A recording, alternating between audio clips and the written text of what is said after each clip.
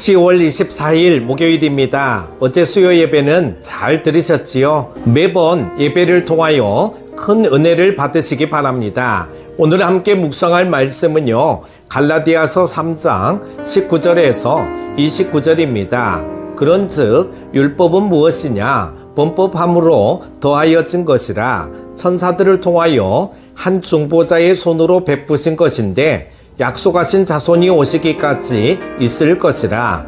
그 중보자는 한 편만 위한 자가 아니나 하나님은 한 분이시니라. 그러면 율법이 하나님의 약속들과 반대되는 것이냐? 결코 그럴 수 없느니라. 만일 능히 살게 하는 율법을 주셨더라면 의가 반드시 율법으로 말미암았으리라. 그러나 성경이 모든 것을 죄 아래에 가두었으니 이는 예수 그리스도를 믿음으로 말미암는 약속을 믿는 자들에게 주려 함이라. 믿음이 오기 전에 우리는 율법 아래에 매인 바 되고 계시될 믿음의 때까지 갇혔느니라. 이같이 율법이 우리를 그리스도께로 인도하는 초등교사가 되어 우리로 하여금 믿음으로 말미암아 의롭다함을 얻게 하려 함이라. 믿음이 온 후로는 우리가 초등교사 아래에 있지 아니하도다. 너희가 다 믿음으로 말미암아 그리스도 예수 안에서 하나님의 아들이 되었으니 누구든지 그리스도와 합하기 위하여 세례를 받은 자는 그리스도로 옷 입었느니라. 너희는 유대인이나 헬라인이나 종이나 자유인이나 남자나 여자나 다 그리스도 예수 안에서 하나이니라. 너희가 그리스도의 것이면 곧 아브라함의 자손이요 약속대로 유업을 이을 자니라. 아멘. 범사에 감사하라는 말씀은 상황과 환경을 뛰어넘는 감사의 명령입니다. 그러나 우리는 그렇게 감사하지 못합니다. 어렵고 힘들 때, 고난이 파도처럼 밀려올 때 감사하기보다는 하나님을 원망하곤 합니다. 본문은 율법을 주신 목적을 통해 우리가 항상 감사할 수 있음을 깨닫게 합니다. 첫 번째는요, 죄를 깨닫게 하심에 감사해야 합니다.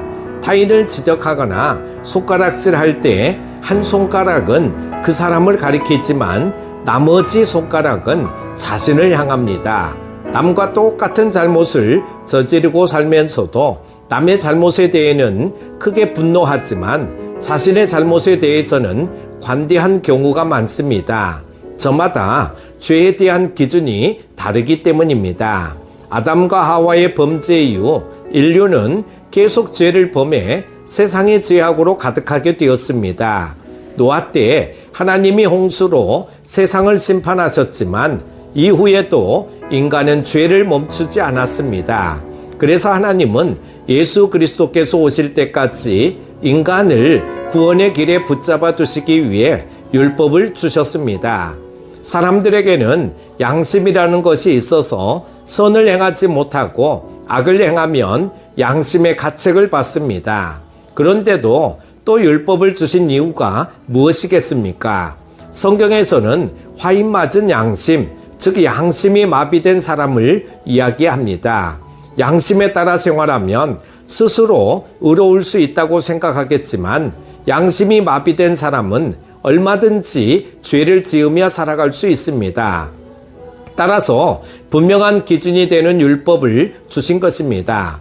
법 없이도 살 사람이라는 말이 있습니다. 그러나 율법은 의롭다 하심을 얻을 육체가 없음을 분명하게 밝혀줍니다. 비록 율법을 통해 우리가 죄인이라는 것을 알게 되지만 우리는 이것을 감사해야 합니다. 죄를 깨달음으로 인해 죄가 무엇인지를 알 수 있을 뿐 아니라 그 죄에서 멀어지고자 하는 마음을 가질 수 있기 때문입니다.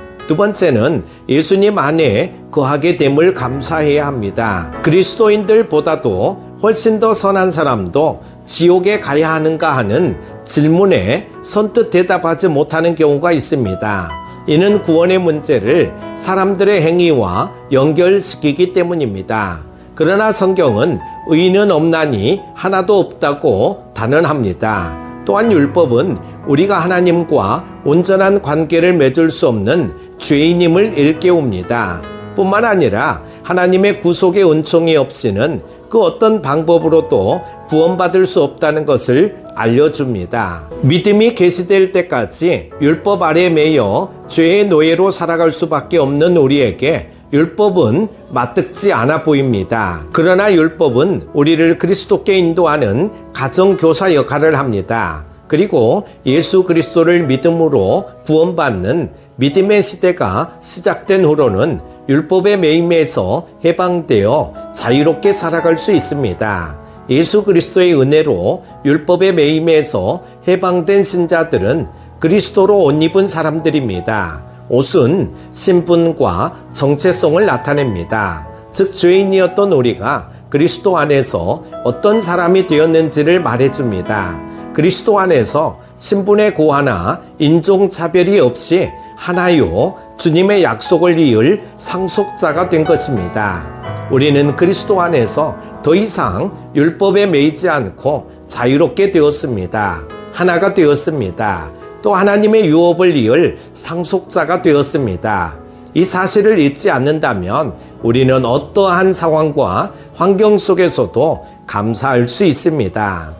사랑하는 큐티 가족 여러분, 하나님이 율법을 주신 최종 목적은 인간 스스로 구원을 얻을 수 없다는 사실을 깨달아 구원의 유일한 길이신 예수 그리스도에 대한 믿음으로 인도하시기 위함입니다.